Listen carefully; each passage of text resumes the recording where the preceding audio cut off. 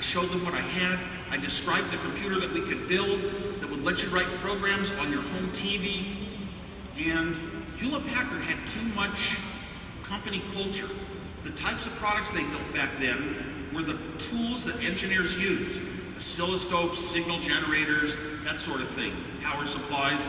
And they had to be very formal and not fun. They had to be very professional looking. And Hewlett-Packard just couldn't get into this new idea of a computer that is great for the home and fun and easy.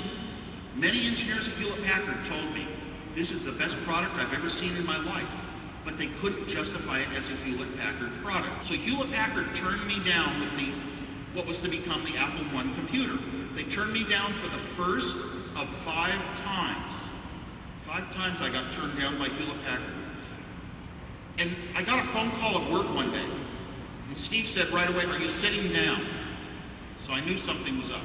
He said, I got a $50,000 order. What? I mean, we only invested a few $100s. He's talking $50,000. My engineer salary was $24,000 at the time. So this was scary. I went to Hewlett-Packard's legal department and I made sure every single division of Hewlett-Packard turned me down before I went ahead and did this with Steve Jobs. So we're selling completely built computers. How do you build computers if you have no money at all? Zero. Well, we got the parts on 30 days credit. We had 30 days to pay them back. We built the computers in 10 days and then drove them down to a store where we got paid cash on delivery. So really the store took the credit. And we had a third partner in Apple at that time.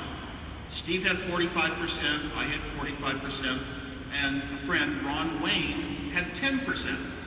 And he did things like worked on our manual and sketches and legal documents and stuff. Well, after a while, Ron Wayne got scared that at some point in time, we weren't going to get paid. We were going to get the parts, owe the money on them 30 days later, not get paid, and Steve Jobs had no money, and I had no money, so Ron Wayne was sure they were going to come get the money from him. So he sold out his 10% of Apple Computer for a few $100s. True story. Mike Marklow was willing to fund us $250,000, which is a lot more in today's dollars. But he put up a condition. I had to leave Hewlett-Packard. And I said, why leave Hewlett-Packard? Just moonlighting, doing this work on the side. I've developed, in 1 year, I've had 2 computers and basic languages, and I've developed all these other ideas and devices. And he said, no, you have to leave Hewlett-Packard. And he said, you have until Tuesday to decide. So on Tuesday, I went and met with Mike Marklow and Steve Jobs. And I had gone deep inside my soul. And I had grown up with this strong sense of ethics that I would never be swayed by money, and that I would be who I was in life and what I wanted to do. So I told him, no, I'm not going to take the money, I'm not going to start Apple. I want to be a Hewlett-Packard respected engineer for life. And I want to design computers for the world, and I want to design software. But I can do that on my own time, and I can give it away. And Steve Jobs went into a frenzy. And he got my relatives and my family and my friends to start calling me and saying, take the money, take the money. And finally, one friend that I respected very highly, the only other technical friend I'd ever known back in school even, convinced me that you could start a company and you didn't have to run it. You could be an engineer for your whole life and start the company to make a lot of money, to get rich. And that was the point. I needed somebody to say it was okay to start a company, but be an engineer. Because I was the sort of person that, from my shyness, I could never really say bad things to other people. I'm too nice of a person. I could never, fire somebody or tell them what they're doing is junky. I didn't want to run the company. I just wanted to do my engineering. And that day I left Hewlett-Packard and we started Apple for real and took the money. Over time, it was really great to see things like game technology on computers evolve and get better and better to where the graphics got smoother and smoother and more like real life. And I noticed that young kids in schools, our Apple computers were favorites at schools, but every time we made the graphics look more human, every time we made a voice sound more human, the kids were more attracted to using the computer for education.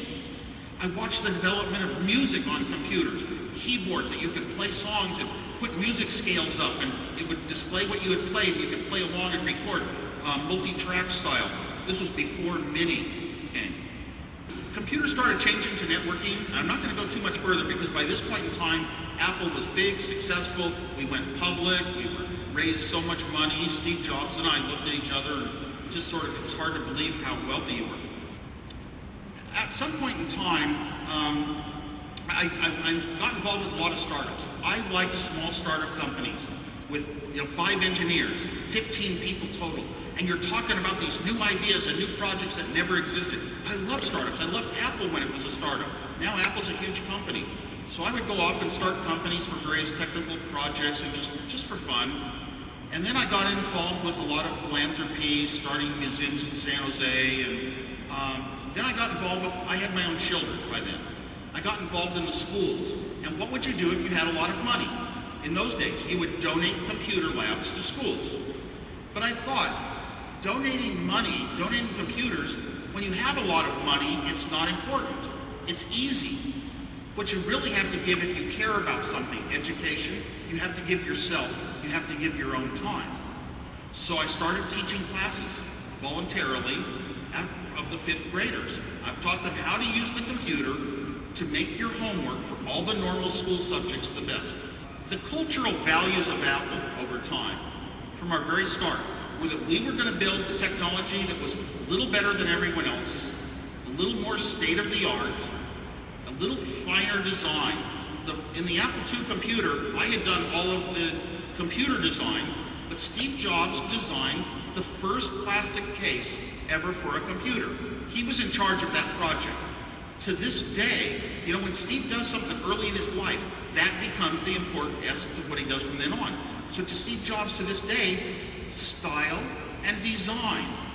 When the iPod came out, it was the first music device that was not a music device. You plugged it into your computer, and all of a sudden it had your songs and brought them to your ear.